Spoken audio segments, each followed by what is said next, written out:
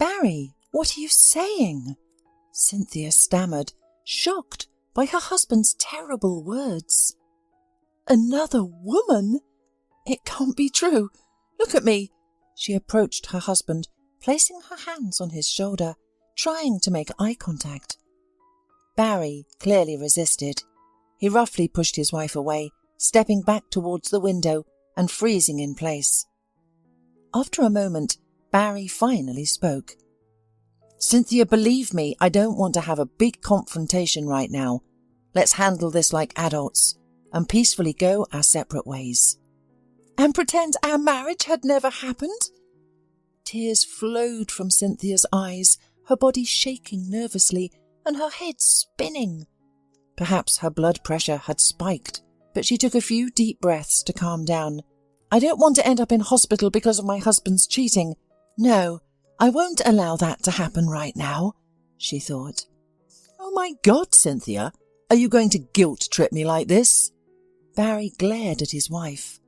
Barry, when did you become so cruel and heartless?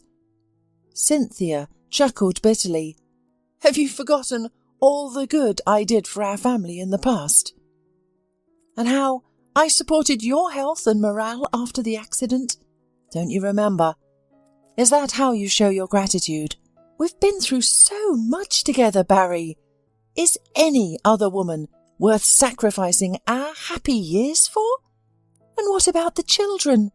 How can I explain to our sons that their father fell in love with another woman and left them? Cynthia! Barry raised his voice, attempting to interrupt Cynthia's hysterics. Why are you saying this? Do you want pity?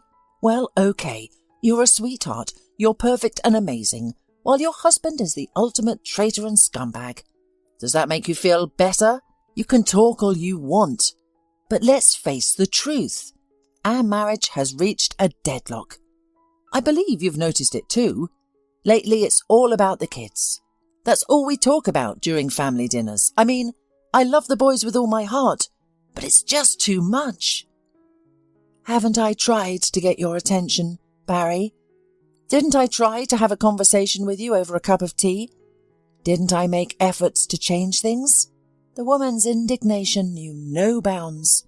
And let me remind you, what was the answer you always gave? What did you always refer to? Work, of course, and important meetings and negotiations. And you always convinced me that there were no problems between us. How was I supposed to fix it, Barry? Tell me. Cynthia, you're forcing me to speak honestly, the man said in an uncertain tone. Seeing his wife's silent nod, he continued with a hint of satisfaction. It seemed that humiliating the woman he once loved brought him great pleasure. Well, you've asked for it. Do you know the difference between you and Mackenzie? Are you sure that you want to hear it? Fine. I'll answer. Youth and freshness. And let me clarify something right away. She's only 5 years younger than you, so it's not a huge difference. Yes, some people are naturally blessed with exquisite looks, but they're rare. Most of the time, attractiveness is acquired, which doesn't come without some external intervention. And no, I'm not talking about surgical operations, numerous Botox injections and the like. I don't approve of those. Everything should be done in moderation. But visiting a cosmetology salon, various skincare procedures, sports, massages, tanning, pleasant perfume, and sexy clothes, that's the foundation. Inner peace and good qualities as a human being are important, undoubtedly. But in addition to those, everything I just mentioned should also be present. And energy. You know, there are women who make you feel like a pathetic weakling when you're with them. Like you won't last. It's awful. You don't want to do anything for them. In a relationship with them, you don't invest at all because you realize it's a dead end. And then there are other women who give you incredible emotions and impressions just by being around them. With them, you want to soar. There's an intense energy and motivation. You constantly want to try your best, showcasing your finest masculine qualities. Barry's eyes shone brighter than usual as he made this revelation. To Cynthia's dismay, it was clear that he was indeed in love. "But you once felt something like that for me too, didn't you?" Cynthia barely managed to speak. It was incredibly difficult for her to listen to her husband's statements. Each word seemed to tear her heart into small pieces. I mean, all this novelty effect is unfortunately short-lived. If your mistress has gone through the same journey... "Those are stupid excuses," Barry replied, dissatisfied. "Instead of admitting your mistakes in our marriage, you completely blame others. With such thinking, life will be difficult for you." The man smiled, looking at his wristwatch. "Well, it no longer concerns me. You wanted an honest and open conversation, and you got it. My conscience is clear now, and I have no intention of hiding anything any more. So now, allow me to leave. Someone is waiting for me." "Is it so easy for you to go to her?" Cynthia seemed to still not believe that everything that was happening was not a silly prank but a cruel reality. "Will you really live there now?" "For now, yes. And then we'll see. You know, our divorce process could be prolonged due to having underage children and jointly acquired property. Of course, I would like everything to be resolved quickly and everyone to go their own way with a clear conscience. But I understand that it's not possible, alas. We need to be patient and wait. Oh, and by the way, I want to clarify that we will divide the property according to all the rules. I won't leave you and my children without anything, but I won't forget about myself either. I won't be heroic and start a new life with just a hypothetical penny in my pocket.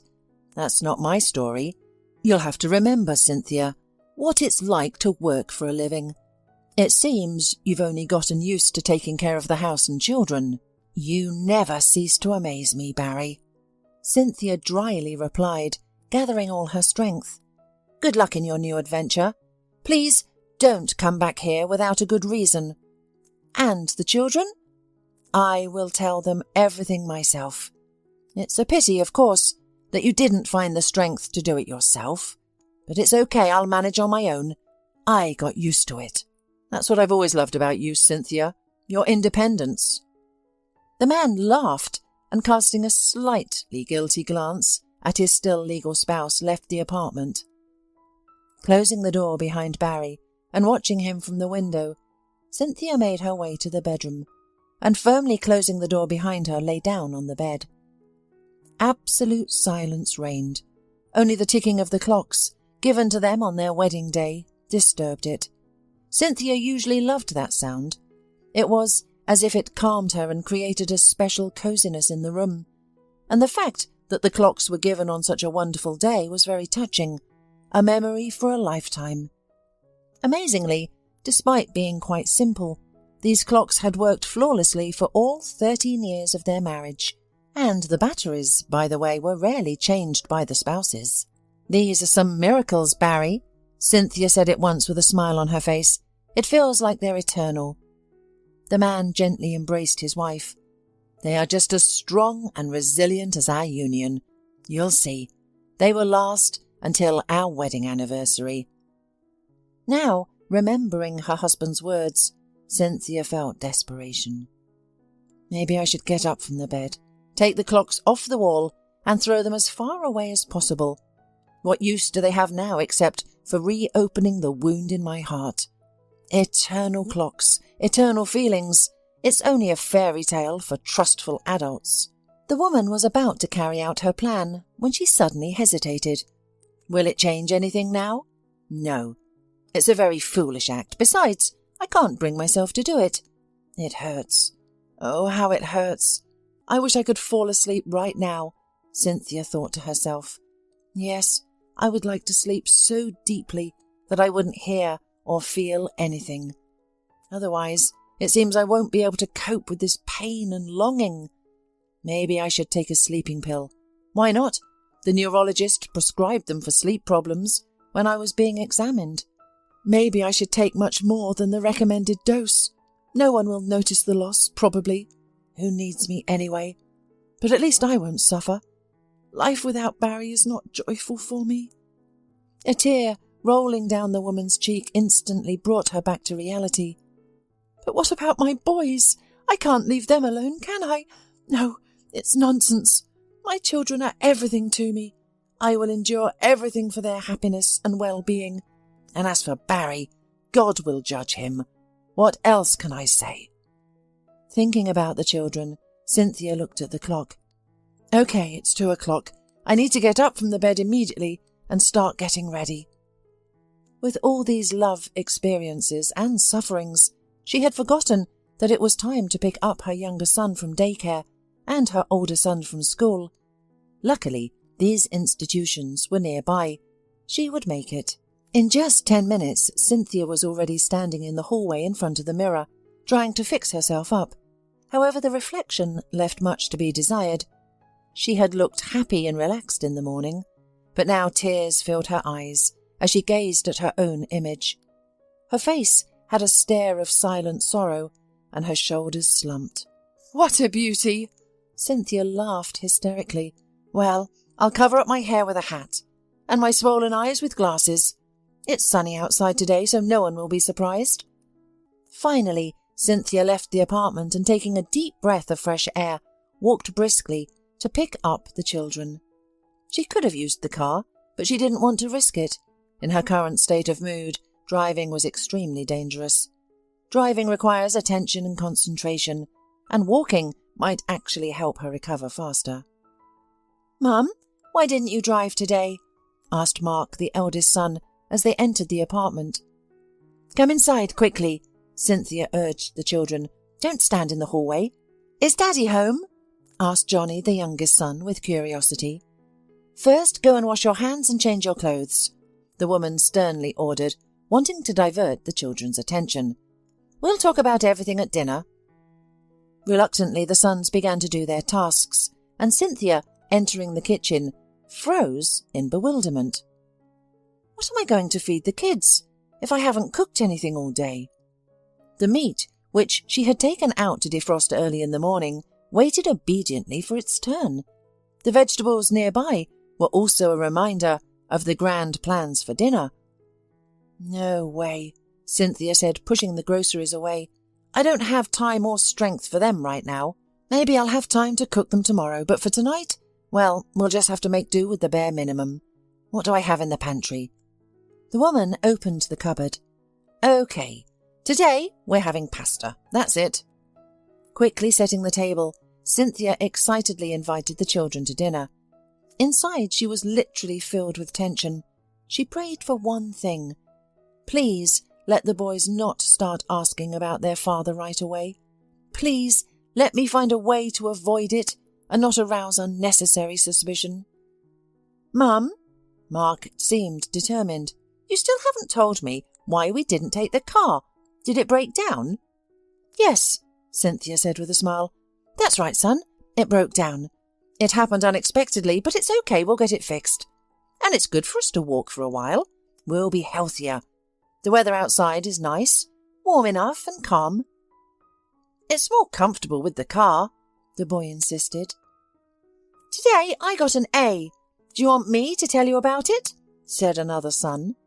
"Yes, we'll listen attentively." The woman smiled again, but her chest ached with treachery. It was so bitter for her to look at her children, to listen to their fascinating and carefree stories, and to realize that everything would soon change. Soon, these boys, who held their father in such high regard, would be deprived of the opportunity to see him regularly. And, more importantly, how could she explain it to them? How could she avoid traumatizing their fragile young minds? Maybe she should ask a psychologist. An expert could guide her on what to do in this situation. That was probably the most sensible thought she had all day. "Mum, did you hear?" Mark brought Cynthia out of her sad reflections. "Huh?" The woman struggled to return to reality. "Of course I heard everything. Well done, my son. I'm proud of you." "Mum, are you feeling any pain today?" Johnny, a caring and sensitive boy, interjected. Me? Cynthia's heart raced faster than usual. Such a trivial question, yet it held so much warmth and care. Ah, if only she could discuss such matters with her children. No, I'm fine. It's true that my head hurts a little, but it's nothing to worry about, Johnny. It happens to adults often when the weather changes, or for some other reason. Are you finished? Now, go to your room and rest. Mark, do you have a lot of homework for tomorrow? No? Good. Then we'll do it later. With difficulty, Cynthia managed to get the children out of the kitchen. Then she carefully closed the door from the inside and started tidying up. Absolute silence surrounded her. She glanced at the wall clock and smiled sadly. Usually around this time, Barry would come home tired, sometimes overly busy and irritable, but so dear. Oh, how Cynthia loved that feeling when her husband, quietly and stealthily, using his keys to open the front door, would tiptoe into the kitchen and embrace her from behind while she stood by the stove. I missed you, the man used to whisper in her ear. And I missed you more, she always replied gently. In reality, Cynthia was always truly proud of her marriage. In this complex and unstable world, to meet the right person, create a loving union with them, overcome numerous obstacles along the way, and not lose the bright feelings. It's a great rarity in happiness. They met 15 years ago. Their meeting was quite ordinary. As it turned out, Barry and Cynthia had mutual friends who, without even realizing it, facilitated their acquaintance. One warm July day, during a friend's birthday party, a true miracle happened. Barry, who was always shy, suddenly became bolder and more mature when he saw the smart and beautiful Cynthia. He was surprised, thinking that with common friends, he should have met her earlier. The well-mannered, kind and pleasant girl won his heart at first sight. Late in the evening, bidding farewell, he promised firmly that he would win her favour. She smiled and didn't take the cavalier's words seriously, and went home without suspecting how soon their lives would unfold. Barry began to court Cynthia in a gorgeous way, constantly organising surprises with his own hands, giving her lovely gifts, and even serenading under her window. The girl, amazed by such warm, sincere and caring attention, soon surrendered and allowed herself to finally become the happiest. Their friends couldn't hide their joy and pride in the couple. After all, not many are ready for such seriousness at such a young age. "Mum, I'm getting married!" Cynthia exclaimed happily, returning home after another date with her beloved. "Oh, my goodness!" The woman even trembled in place upon hearing this news. "Is it true, my dear?" "Of course, Mummy. I even have an engagement ring." The girl proudly extended her hand to her mother, showing her the gift from Barry. "Everything is real, as you can see. Yes, I know that according to tradition, everything is done differently. He was supposed to come to visit us, ask you and Dad for my hand and heart, and only then make an official proposal. But we couldn't wait. Today, celebrating the day of our acquaintance, our feelings stirred so much inside us that we decided it's not worth delaying. We need to get married, start a family, have children and be the happiest." "That's commendable, of course, Cynthia," the woman said, embracing her daughter. "You are young, in love with each other, not foolish, capable and hard-working. I think everything will work out for you. The only thing I can say from my own experience is that relationships always require effort. Well, I mean, having feelings is not enough, my dear. You need to grow together spiritually. Do you understand? Life throws us all kinds of adventures at times. We shouldn't be afraid of them.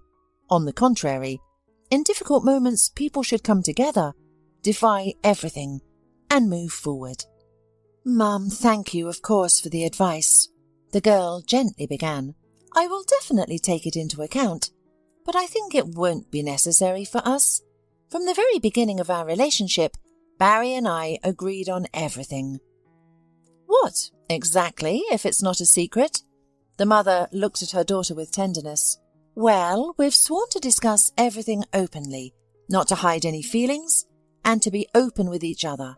And of course, to be loyal and dedicated to our choice.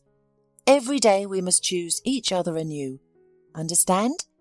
We're going to surprise, delight, and love each other. I think that in that case, everything will be fine." "Of course it will, Cynthia."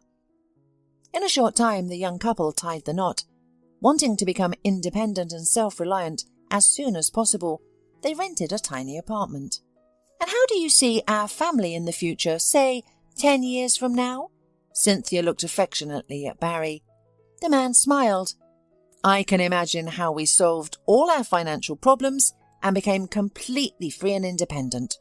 We have our own apartment, cosy and spacious. Just imagine, Cynthia, how great it will be, and of course, we will realize our potential and earn a decent living. I will take care of everything else, so you focus on family matters. And of course, we have children. I am sure we will be great parents." "How wonderful that sounds," whispered the girl with tears of happiness in her eyes. "I would very much like for everything to come true." Whether Barry was such a lucky man, whose dreams really have a way of coming true, or the right actions brought the desired results, but after a while, the couple's lives began to improve rapidly. Barry found a job at a promising company where his skills were finally appreciated. Cynthia also took a risk and left her old job, where success seemed unlikely. Her new position did not promise riches, of course, but it offered the potential for growth. And isn't that the most important thing? Around the same time, the couple obtained their own apartment, albeit through a mortgage, but it was their own. Oh, how happy they were when they first entered their new home, bright, spacious, and so cosy. Despite the fact that there was almost nothing inside, and that proper investment was needed for quality repairs, all of this seemed like minor details in life, especially when they remembered where they had started their journey. A little later, Cynthia found out that she was pregnant. The long-awaited news brought Cynthia and Barry even closer together. They both smiled and thanked God for blessing them with a baby at just the right moment. Mark, a boy with blonde hair and big eyes, was born on time and completely changed his parents' lives. From the moment of his birth, he was a restless baby who constantly tested his parents' patience. However, even through the most challenging and sleepless nights, Barry and Cynthia found happiness. Mark, the result of their great and pure love, was truly a precious gift. When Mark turned 1 year old, a terrible event occurred. Barry got into an accident. That day would be etched into Cynthia's memory forever. She went with her son for a walk, feeling calm and relaxed. After all, what could go wrong? Mark's troubling cough had finally disappeared, and Cynthia could finally get a good night's sleep. During lunchtime, her husband had promised to come home and pick up some important documents. A meal prepared with love was waiting patiently on the stove for him. However, everything changed instantly with one phone call. Cynthia received the shocking news that Barry had been in a serious accident and was in critical condition. At first she couldn't believe it, but she continued the conversation with the caller, trying to understand every word carefully. And then the realization came, so terrible and heavy. Overwhelmed with grief, Cynthia collapsed to the ground, feeling as if she had lost her mind. If it hadn't been for Mark, who was by her side, she didn't know what would have happened next. With the support of her parents, Cynthia managed to gather herself and go to the hospital, where she got answers to all her questions. The accident had nearly taken the life of her beloved husband. Unfortunately, the doctors couldn't provide any positive prognosis, simply shrugging their shoulders and referring to the will of God. They did their best to help him recover, but the future was uncertain. The injuries were severe and his spine was also affected. "I'm sorry for you. You know, it's a difficult situation," the doctor said sympathetically. "I understand," Cynthia whispered in a trembling voice, still struggling to comprehend the reality of the situation. "But I believe he will overcome this. He will regain consciousness soon. He'll come back to us. We have a family, a child. Barry will endure anything for us." "We will do everything we can, I promise. But his spine has been injured, and it is likely to have an impact." No, he will walk. Don't doubt it. Barry is a strong man. He will manage, you'll see." The doctors were amazed by this fragile woman. Her faith in the best immense love, care and positive attitude couldn't leave anyone indifferent. Oh, if everyone had such strong support, how wonderful it would be. Fortunately, Barry was soon able to come to his senses and start full treatment. It required great effort, time and resources for the man to somewhat return to his previous life. It was painful, scary, and sometimes so difficult that he wanted to give up. But Cynthia's support didn't allow him to do so. Perhaps his wife acted as a guardian angel for him during that period. That's when Barry promised himself that he would remember what Cynthia did for him for the rest of his life. How could he forget such a thing? No, he definitely made the right choice once. And when Cynthia learned about her second pregnancy, unexpected but still pleasant and joyful, she realized that everything in this world happens for a reason. By that time, Mark had grown up and needed the company of a little brother or sister, and so another little boy, who looked very much like Barry, came into the world. "Oh God, Barry, what happiness!" Cynthia whispered happily, putting her son in the crib. "We have 2 adorable children now.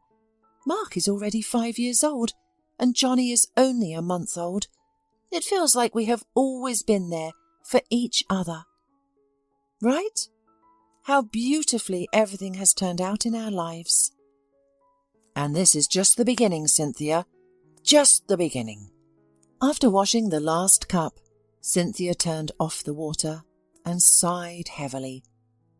"I should stop recalling the past," the woman said aloud. "If I keep remembering our family life, I won't make it until morning. Perhaps a double dose of sedatives won't hurt today." After putting the children to bed and preparing for rest, Cynthia, with tired legs, made her way to the bedroom, and barely laying her head on the pillow, fell into a deep sleep. Probably fatigue and tension, combined with the sedatives, did their job. Mum, are you asleep?" Mark shook Cynthia's shoulders in alarm. "What?" The woman barely came to her senses. Her head was pounding with tremendous force, and everything around her was blurry. She didn't feel good. "Why did you wake up so early?" "Isn't it time to get ready for school?" the boy said skeptically and pointed at the clock. "It might be late." "Did we oversleep?" Cynthia decisively got up from the bed, but feeling dizzy, she returned to her previous position. "Mum, is something hurting you?" Mark seemed to notice every little detail.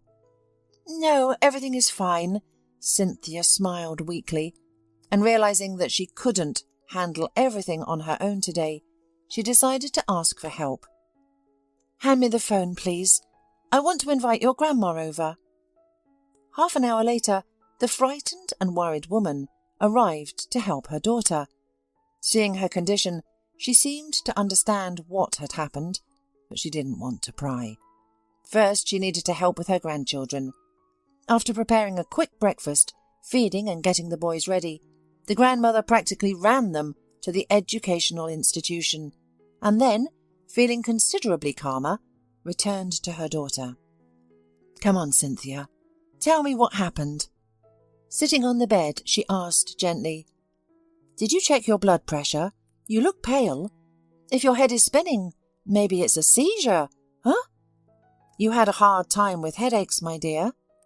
And I always told you to seek treatment, to continue the examination, and not to neglect your health.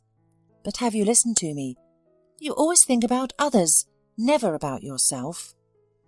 I got nervous, apparently, Cynthia whispered in response. I took a large dose of sedatives at night.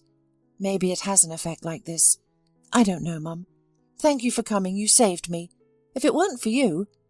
Cynthia's voice trembled, and unexpectedly for herself, she burst into tears. Honey, the woman tried to keep calm. First, let's measure your blood pressure. You'll take a pill if needed, and then we'll talk about everything. All right? Health comes first, don't forget. After about an hour, when the blood pressure had slightly subsided and Cynthia felt much better, the conversation about the important matter resumed. Now, let's get back to the reason for your tears, my dear. The woman sighed heavily. Did you have a fight? Is that why you're so upset? Darling, you're wasting your energy on nonsense. In married life, all sorts of things happen. Have you forgotten? He has another woman, Cynthia said dryly, lowering her eyes. What? The woman nervously laughed. Our Barry has another woman? That can't happen, Cynthia. I couldn't believe it at first either. Cynthia sadly smiled. But yesterday he confessed everything to me. Wow! How long have they been dating? I don't know, Mum. I didn't ask. Cynthia laughed bitterly. It doesn't really matter how long they've been together. What matters is how happy and in love he looks. Apparently it's a big hit. Mum, can I be honest? I'm in so much pain. I don't know how to go on. I was thinking yesterday about... Stop that right now, her mother sternly ordered, without even listening to her daughter. I never want to hear such terrible things from you again. Betrayal of a loved one is a real tragedy, no doubt, especially when it happens completely unexpectedly. To be honest, I couldn't even imagine such a thing. Believe me, I'm as shocked as you are. But daughter, my darling, you can't give up. You can't give up. Do you hear me? You have someone to hold on to. And Barry, we don't know what pushed him into this sinful affair. Maybe he couldn't control himself and gave in to temptation. Or maybe he had some kind of crisis. Don't forget what he went through in the past. He barely made it out. Then Johnny was born. One thing after another, you know, it all affects everything. It's so stressful. No, I'm not justifying cheating and betrayal. I find it repulsive too. I'm just trying to make a clear assessment of the situation. Consider different options and find a reason. To find a reason, Cynthia grinned. You won't believe this. I've been doing that for 24 hours. I'm going over everything in my head, remembering our family life, trying to figure out what I did wrong. Tears welled up in Cynthia's eyes. That's what makes it so hard. I felt with every fibre of my being that I was needed, important and loved. It seemed that after 13 years of marriage, having given birth to 2 children, we were inseparable. It seemed that our marriage was unbreakable. It turns out it isn't. Have you had any problems lately? Or didn't you notice anything at all? Did everything happen so suddenly? That's just it, Mum. We haven't had any obvious problems. At least I didn't notice any. Yes, the last few years of our lives have been difficult. You make a good point about the terrible accident and the birth of our second child. Yes, Barry has had a difficult time.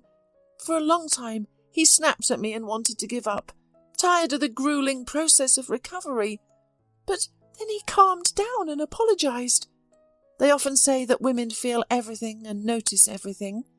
And I, so busy with the kids and the house, missed that moment. Can you imagine? Barry himself asked me not to go to work anymore, and now he scolded me for that.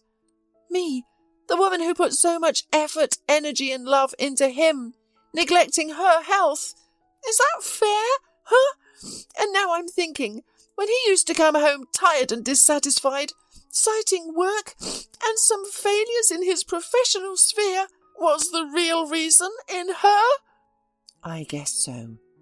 The mother agreed. And I, a fool, tried to talk, worried about my husband's moral state. I tried to find out the cause and somehow help, but it was all in vain. I wonder why he didn't leave right away.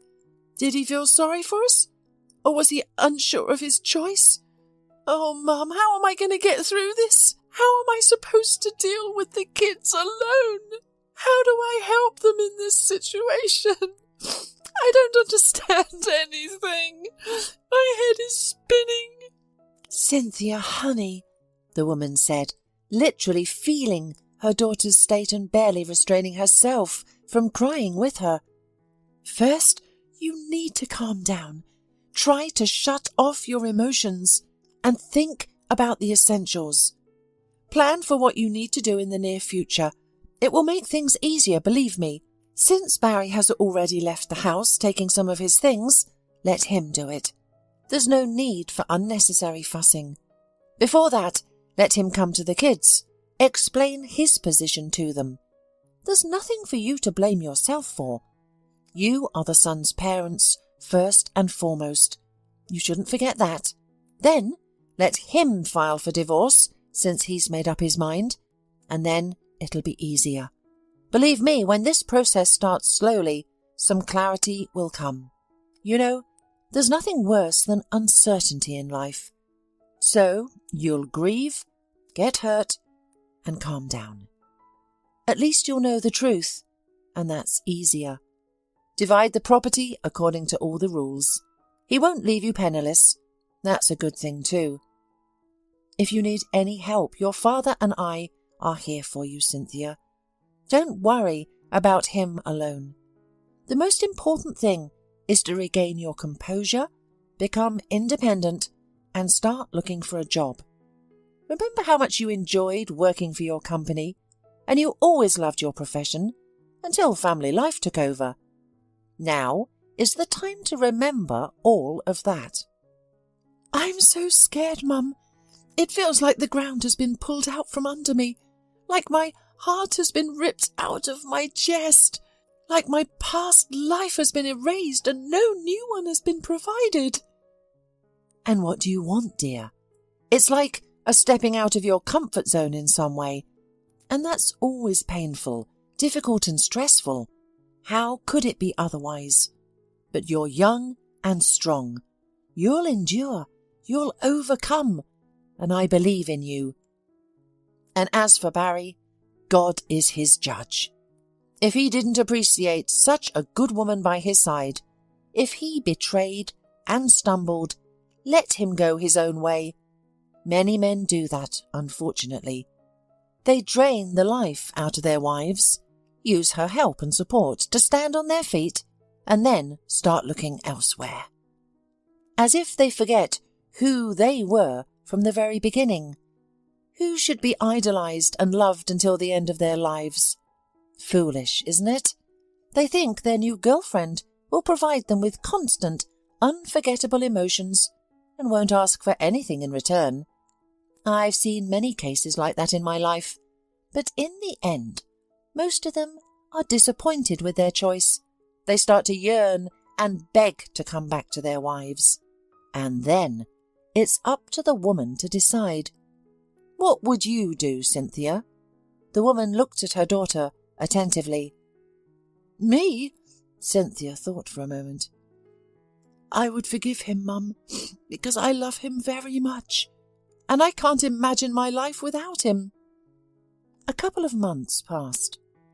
Well, congratulations on officially becoming a free woman, Barry said with a smile when he finally got divorced. I hope you don't hold a grudge against me. God knows when we first met I was the happiest man in the world, and we had many good and wonderful moments during our marriage. I remember everything. And I congratulate you, Cynthia abruptly interrupted, no longer able to listen to the sweet speeches of her former spouse. Parting from her beloved man was extremely painful for the woman. While she managed to get through the days by keeping herself busy with additional responsibilities to avoid thinking about Barry, but at night she let her emotions run free, crying a lot and carefully analysing the events. At first, Cynthia tried to cope with the pain of loss on her own, but after realising how difficult it was for her, she sought professional help. She also sought guidance on how to support her children through their parents' divorce and make their situation easier. With the support of her mother and father, Cynthia gradually regained her composure and started looking for a job. Barry, of course, provided financial assistance, but he did so very reluctantly. Surprisingly, perhaps his new partner required a significant investment in herself. Or maybe the man was facing difficulties in his professional life again. No one knew the truth. Cynthia, of course, did not hinder communication between her sons and their father. On the contrary, she was sincerely happy when the children became a little happier and spent more joyful time with their close and dear man. "Well, how was the interview?" Cynthia's mother asked her as soon as she returned home. "Oh, it went beautifully, Mum. Can you believe it? They hired me. I don't know if it was my resume and past achievements that impressed them, or if the director was just understanding, or if it was simply a good day, but they hired me." "What good news!" The mother smiled. "My congratulations. Life is getting better, isn't it?" If only one job could make life better. Cynthia became sad again. Her heart still ached with terrible pain. "Time, daughter. Everything takes its time.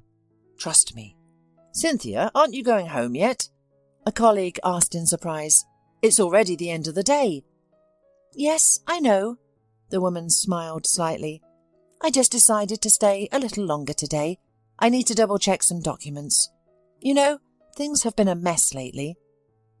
"I'm amazed by your attentiveness and responsibility," the colleague softly responded. "Honestly, I'm overjoyed that our company gained such a valuable employee 5 years ago. You have a lot of energy and diligence. I hope you know that. But please don't stay too long. After all, the kids are waiting at home, and you need to rest." "Thank you for your kind words." Cynthia was very pleased to hear such things said to her. Over the years, she had never once regretted joining this company. It had its difficult moments, of course, and sometimes felt incomprehensible, but overall, it was definitely worth it. After double-checking the last document and placing it in the folder, the woman smiled and breathed a sigh of relief. She straightened her shoulders and did a little exercise for her stiff back, a result of her sedentary lifestyle. She then turned off her laptop, switched off the light, gathered her belongings and stepped outside.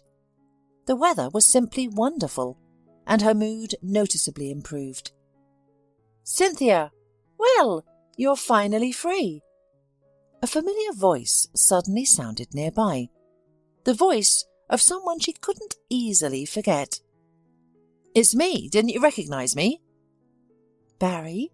Cynthia whispered, struggling to look at her former spouse.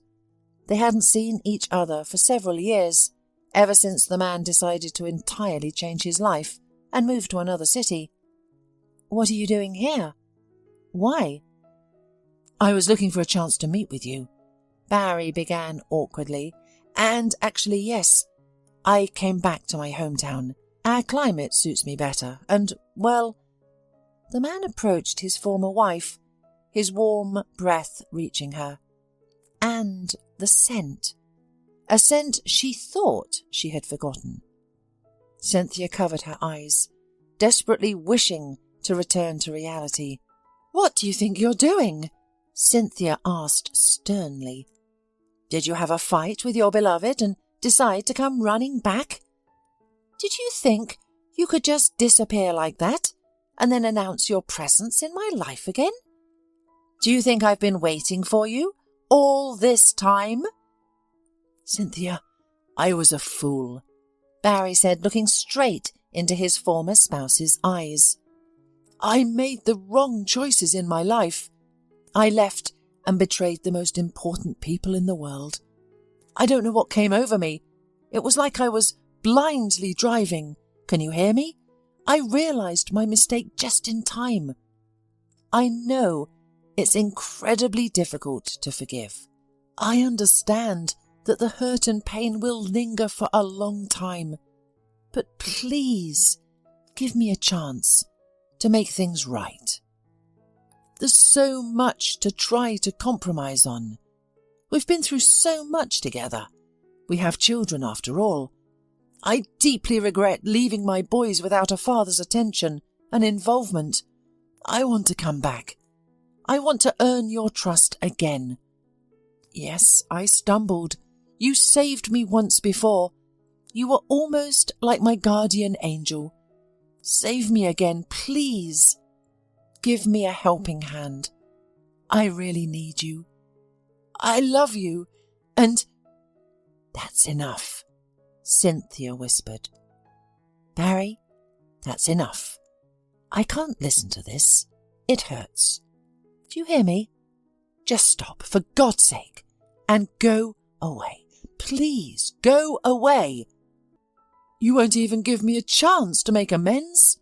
Barry exclaimed, bewildered. Make amends? Do you really think, Barry, that life is so simple? Do you want to hear the truth? I loved you, and I loved you with sincere and pure love. I believed in you and our family until the very end. I even forgot about myself at times, giving everything I had to you. I thought it was right, logical, and natural. I'm a wife and a mother.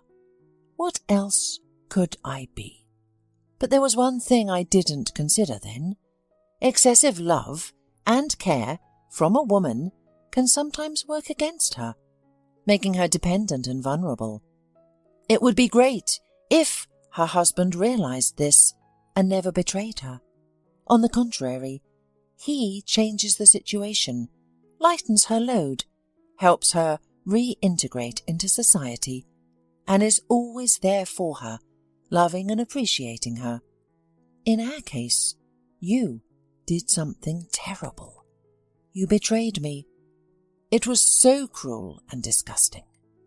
You completely disregarded our family, disregarded the happy years we had together, and put your own comfort and pleasure above all else. Do you remember how you left?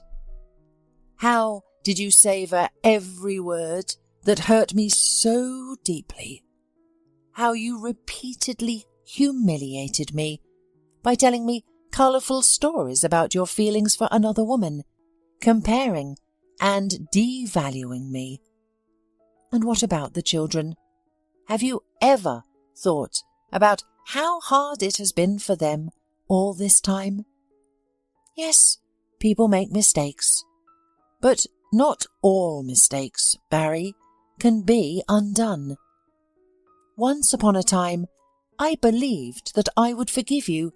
Honestly, every night before going to bed, I prayed for reconciliation and for my husband to return to our family.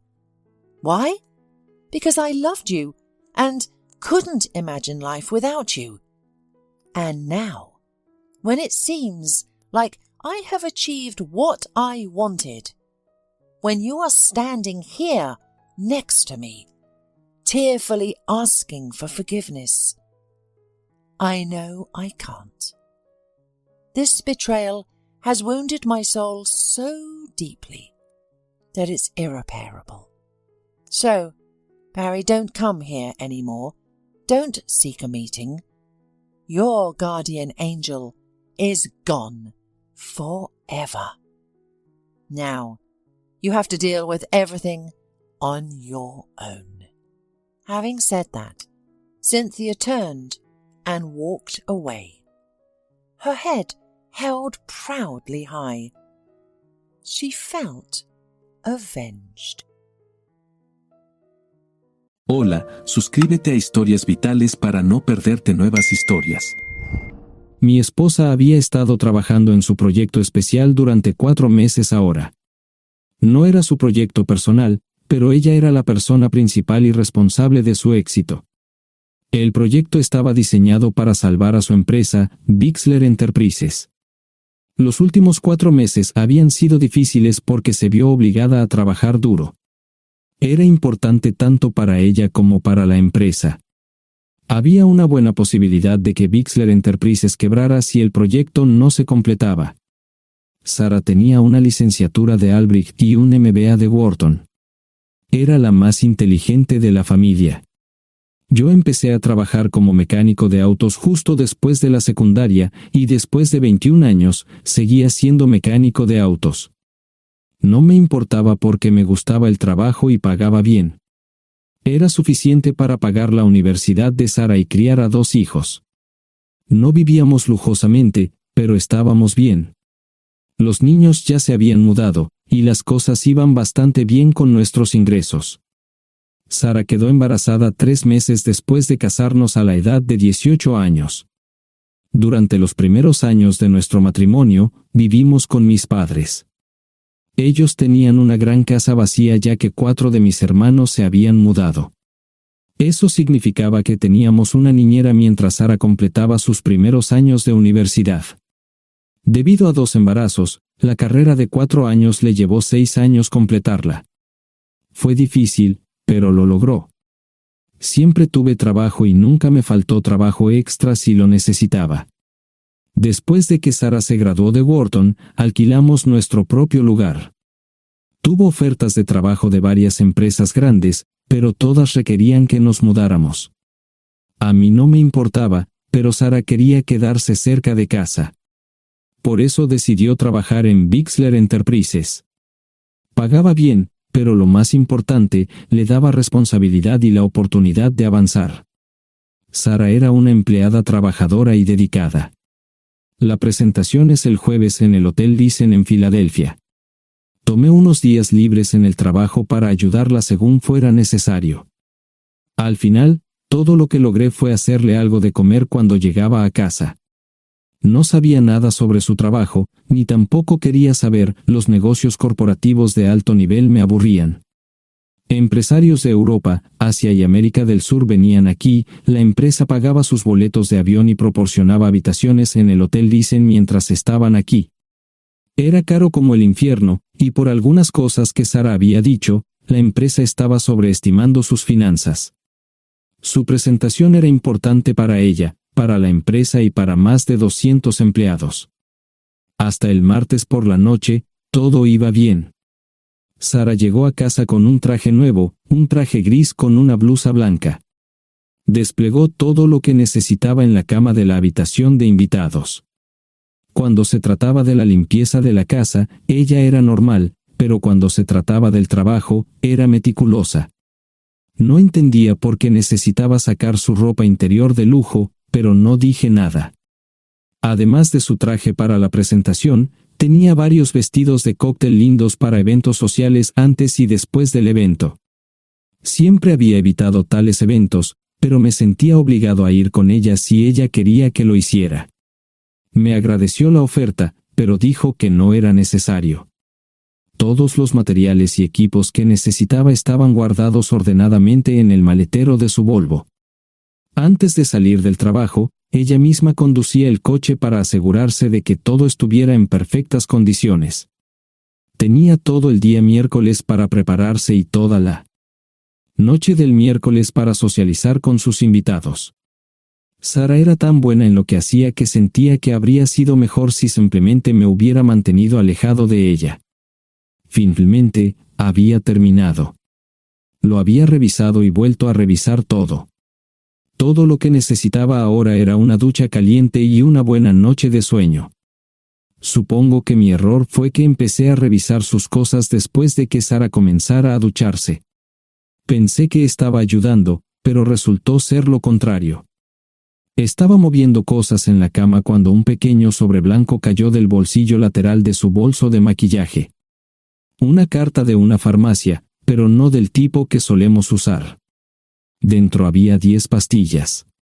No tenía idea de qué era, Pren, y las instrucciones eran confusas. Si es necesario, tomar una pastilla y luego una segunda pastilla 12 horas después. Pensé que podría ser algo que ella había conseguido para la ansiedad o los nervios, pero las instrucciones no tenían sentido. La receta estaba escrita a su nombre el lunes. Volví a poner el sobre en su lugar mientras ella terminaba de ducharse. Decidí que quería saber más sobre Pren antes de contarle sobre ello. Por supuesto, si lo mencionaba, significaría que estaba revisando sus cosas. Odio los dilemas. Mientras Sara se preparaba para dormir, fui a nuestro ordenador doméstico y busqué. 10 minutos después, me uní a mi esposa bajo las sábanas. Pasé toda la noche despierto, preguntándome por qué mi esposa había recogido una receta para la píldora del día después, especialmente después de que me hicieran una vasectomía hace 10 años. A la mañana siguiente, me levanté temprano, pero no estaba descansado. Di un largo paseo, esperando que despejara mi mente. Me dirigí hacia casa con reticencia, temiendo lo que podría hacer o decir cuando llegara allí. Mi hijo Joe se unió a la Marina después de la escuela secundaria y estaba en su primer año en San Diego. Nuestra hija Gloria se casó con su amor de la infancia el año pasado y acababa de mudarse a Dallas. Eso dejaba solo a Sara y a mí. Echaba de menos a los niños, pero esperaba envejecer con mi esposa. Ella era la única mujer que me había interesado, y ahora todo estaba. Si Sara estaba teniendo una aventura, lo ocultaba bien. Por supuesto, nunca la vigilé. Nunca miré sus correos electrónicos o llamadas telefónicas. No tenía razones para hacerlo. No tenía forma de saber qué estaba haciendo en el trabajo o después del trabajo. Confiaba en ella completamente. Ion, ¿dónde demonios has estado? ¿Quieres huevos o algo? No, solo café. No me sentía con muchas ganas de hablar. ¿Qué pasa, cariño? Solo son 3 días. Puedes venir si quieres, pero te aburrirás como una ostra. No, realmente no quiero ir, pero odio dejarte sola. Me preocupo cuando no estás aquí. Es muy dulce, querido, pero estará bien.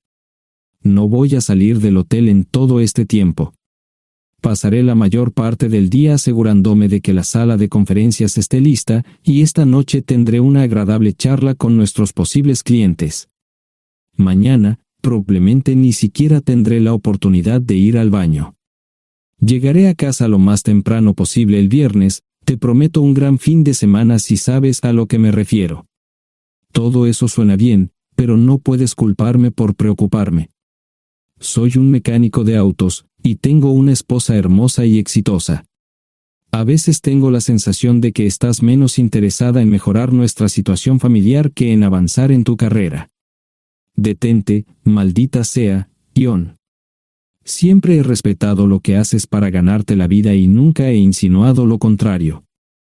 Criaste a 2 grandes niños y me pusiste a través de la universidad. Eres un gran esposo, un gran padre y un buen proveedor, y nunca olvides eso. Terminé mi café mientras ella recogía la mesa. ¿Quieres que te llame? No, no es una buena idea. Tendré el móvil apagado, y voy a apagar el teléfono de la habitación por la noche para poder dormir. Te llamaré siempre que pueda. La ayudé a cargar el coche, era tan meticulosa con eso como con todo lo demás. Trabajando, le llevaría 3 horas llegar al Hotel Dicen. Me quedé en el porche y la vi marcharse. No me molesté en preguntarle por las pastillas. Pasé el resto de la mañana en el porche. No recuerdo haberme preocupado tanto como ahora. Me sentía pequeño e insignificante. Me sentía fuera de mi liga. Era un tipo de pueblo con un trabajo mediocre y una esposa exitosa. Era una combinación equivocada. Debería haberlo notado antes. Me sentía estúpido. El mejor traje que tenía era una chaqueta azul y un par de pantalones. Al menos tenía algunas corbatas, aunque tenían 10 años de antigüedad. Acababa de terminar de vestirme cuando sonó el teléfono fijo. Oye, cariño, Solo quería avisarte de que llegué bien. ¿Tuviste un buen viaje?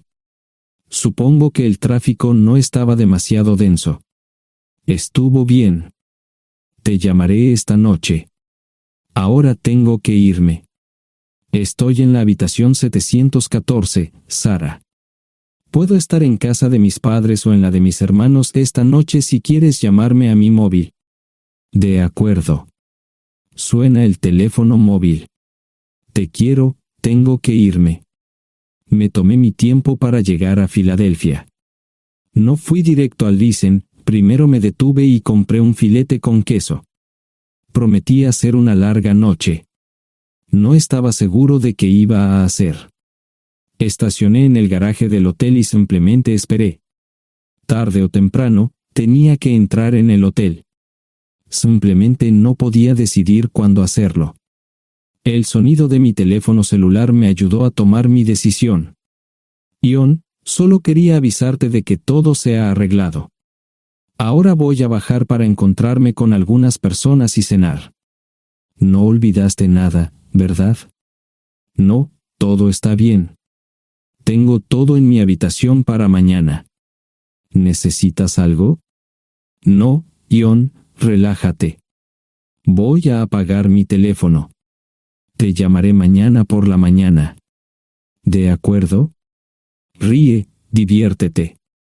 No es divertido, Ion, es trabajo. No parecía estar demasiado fuera de lugar. El vestíbulo, el restaurante y las salas de conferencias estaban llenos de gente, así que pude pasar desapercibido. Había un folleto pequeño y bonito que mostraba el diseño de todas las habitaciones del hotel.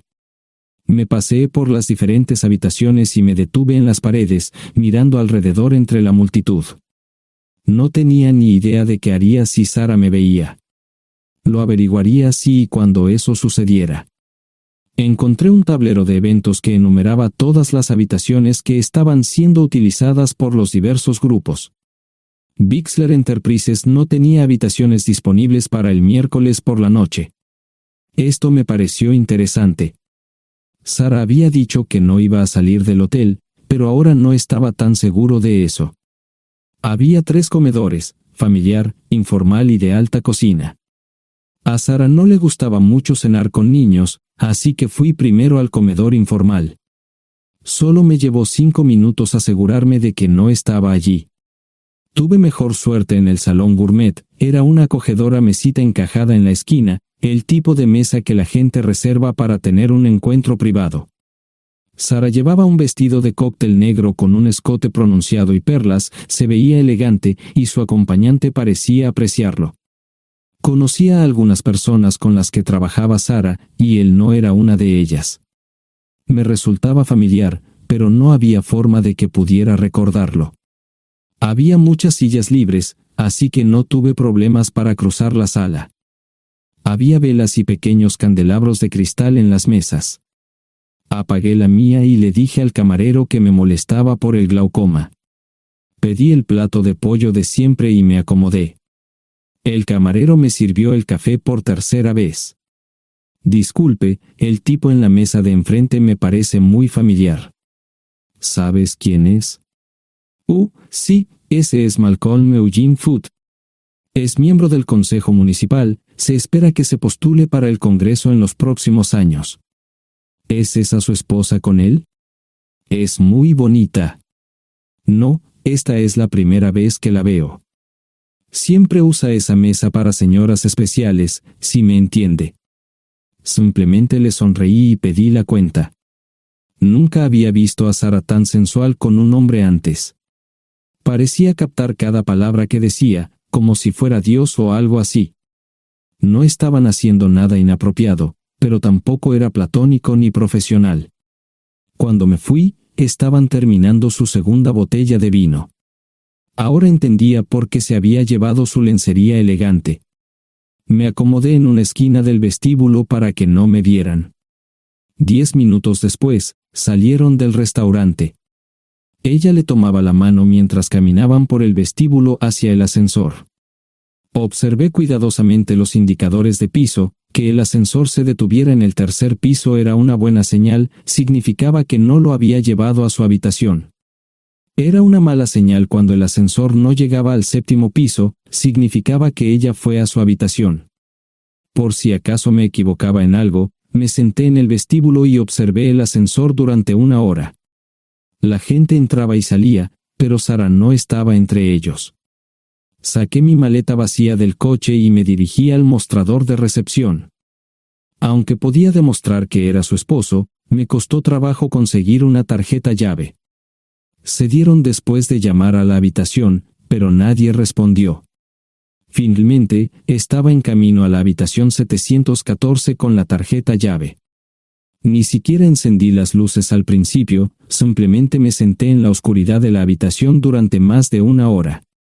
No fue difícil asegurarme de que no regresara a la habitación.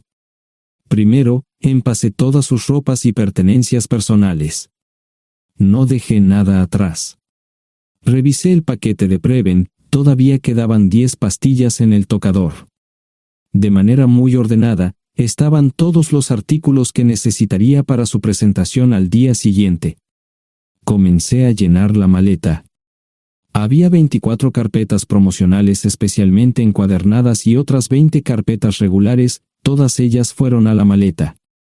Un proyector digital fue lo siguiente, seguido de una computadora portátil.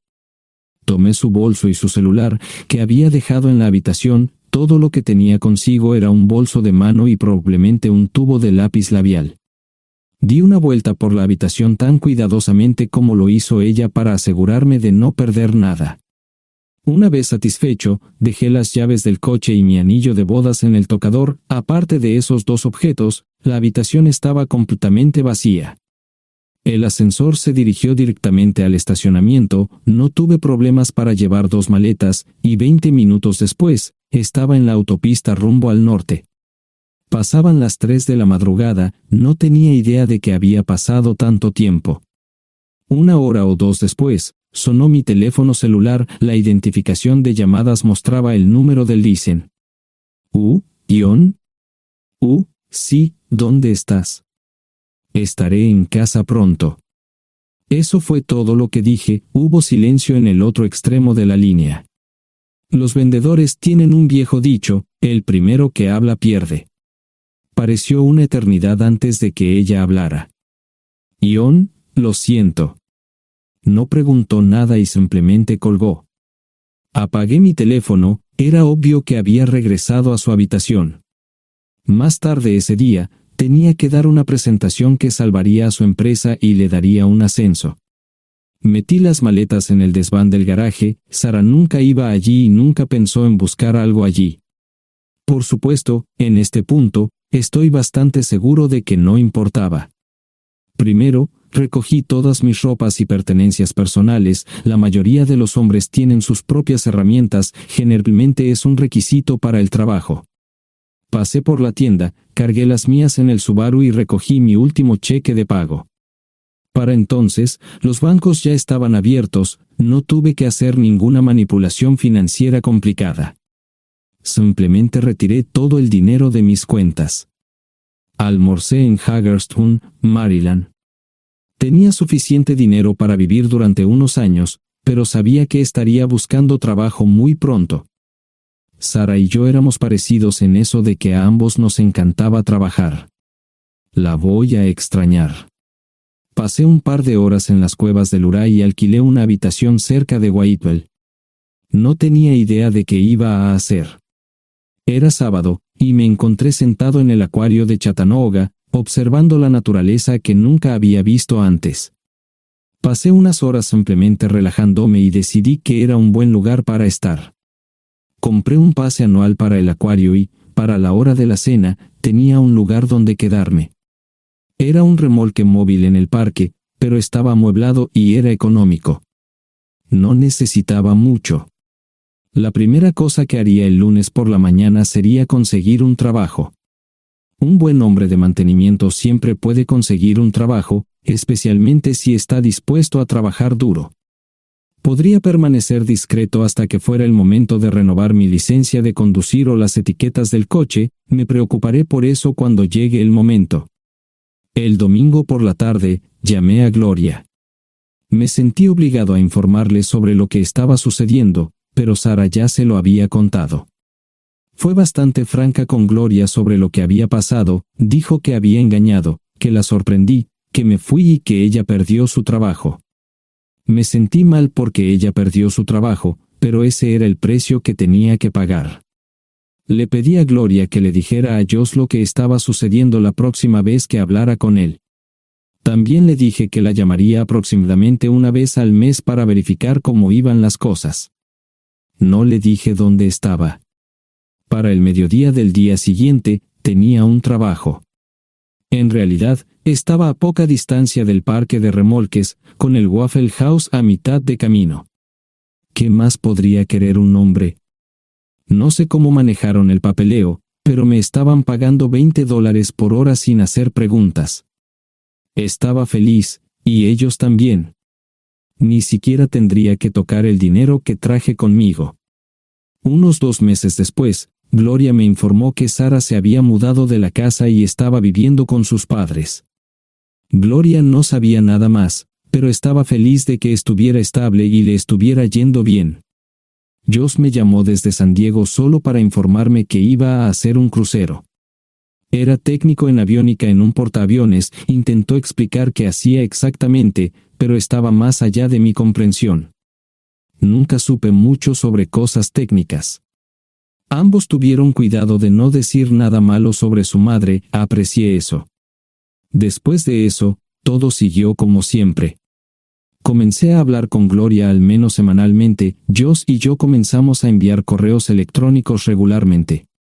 Gloria hablaba regularmente con Sara, pero decía muy poco sobre lo que estaba haciendo o dónde estaba.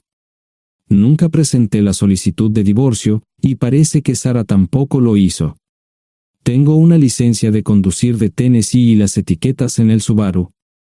Comencé a frecuentar un bar local un par de veces al mes y tuve encuentros casuales, 2 mujeres se alternaban como mis compañeras nocturnas regulares. No buscaban compromisos, y yo tampoco, parecía funcionar bien para todos nosotros. La vida era buena.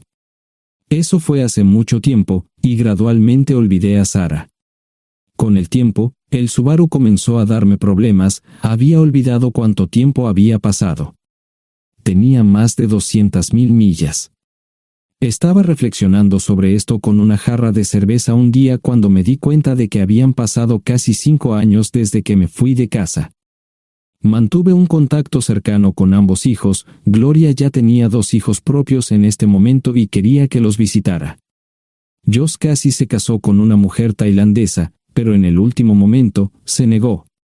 Por lo general, trabajaba 6 días a la semana y usaba el domingo para recuperarme del sábado por la noche, no había ninguna buena razón para que alguien llamara a la puerta de mi remolque a las 6 de la mañana de un viernes. Su grosería fue recompensada por un hombre medio desnudo abriendo la puerta, los calzoncillos del día son repugnantes, y la dama en la puerta, juzgando por la expresión en su rostro, estuvo de acuerdo conmigo.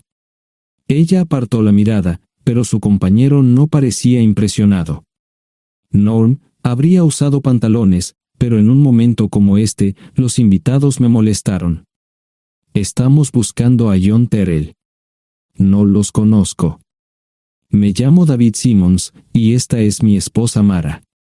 Tenemos un problema y esperamos que nos puedas ayudar. Lo siento mucho, no trabajo a altas horas de la noche. Si necesitan algo relacionado con su auto, tendrán que ir a la tienda. Esto provocó varias miradas en blanco y finalmente una respuesta. No tiene nada que ver con tu trabajo, es más un problema personal. ¿Podemos entrar? El interior del remolque lucía desordenado, rara vez tenía invitados, así que rara vez lo limpiaba. Incluso mis novias insistían en que fuéramos a su lugar. Hagan como en su casa, déjenme ponerme los pantalones enseguida. Al entrar en el dormitorio, dejé la puerta abierta solo para mostrarles lo hospitalario que soy. También me puse una camisa. ¿Les gustaría tomar café? Solo tomará unos 10 minutos.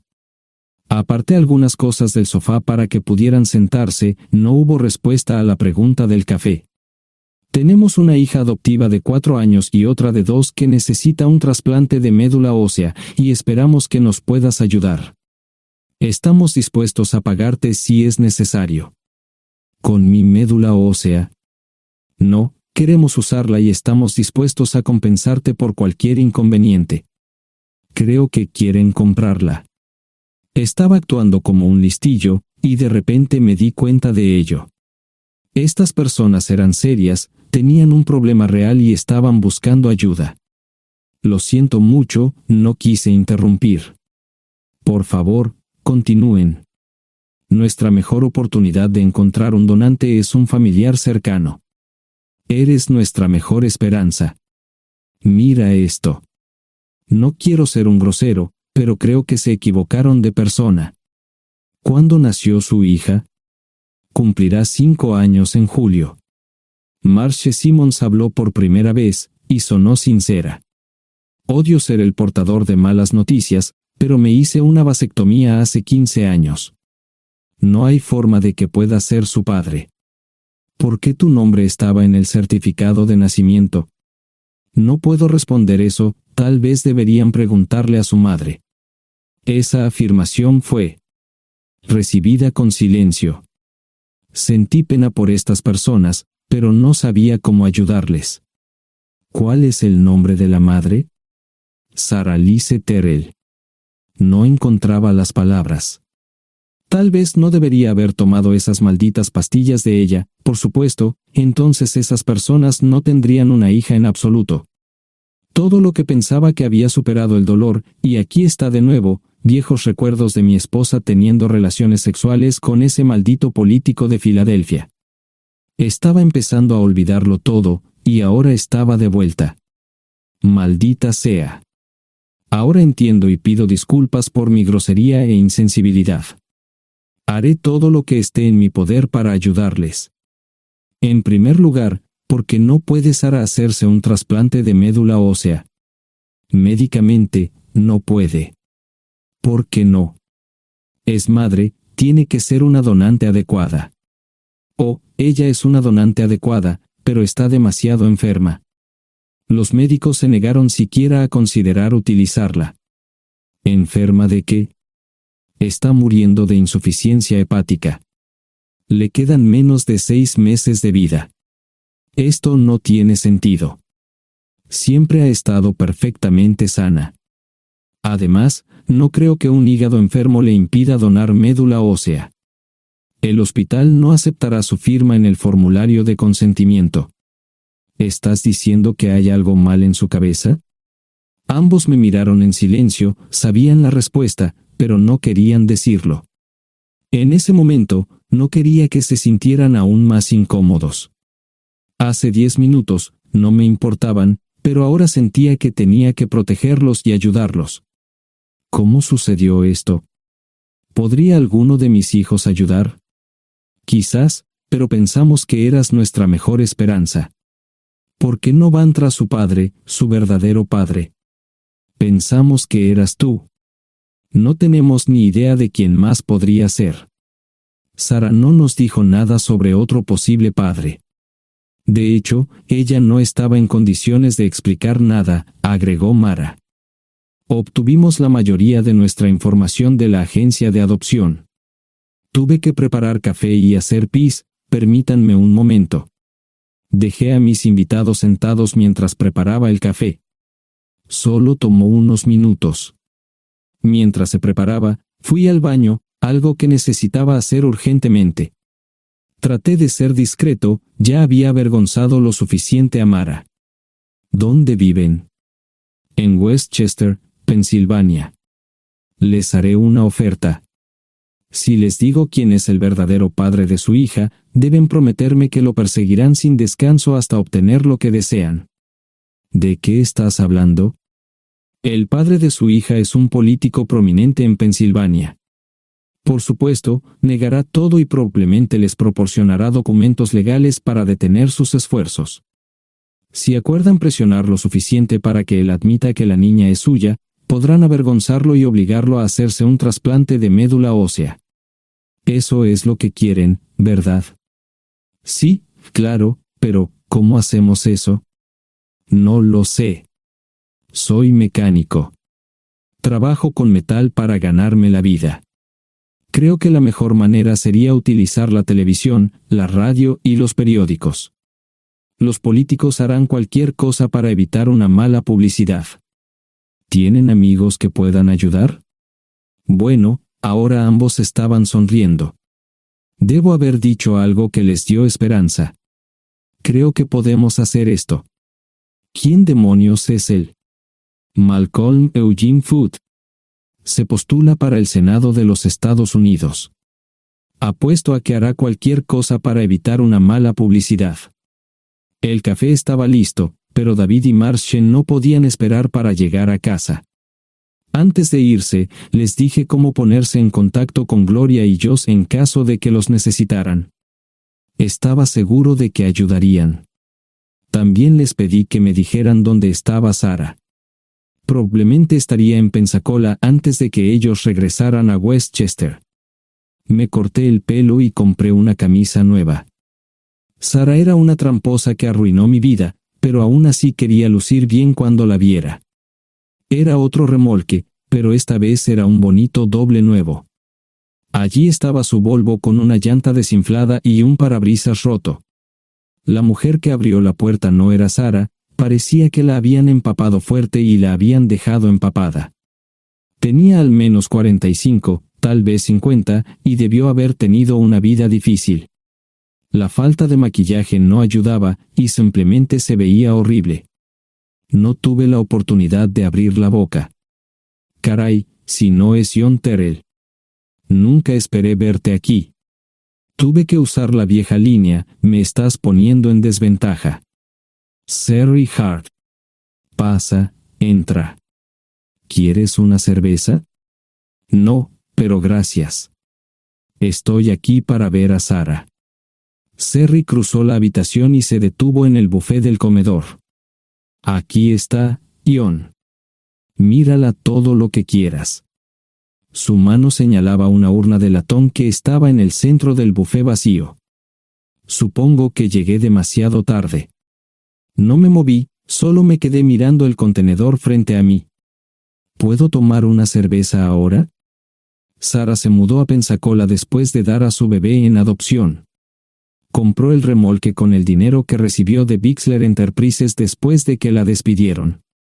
Tenía una participación en las ganancias, 401k, y vacaciones y días de enfermedad. Eventualmente, consiguió un trabajo en una fábrica local de prendas de vestir donde trabajaba en el departamento de envíos. Allí fue donde conoció a Sherry.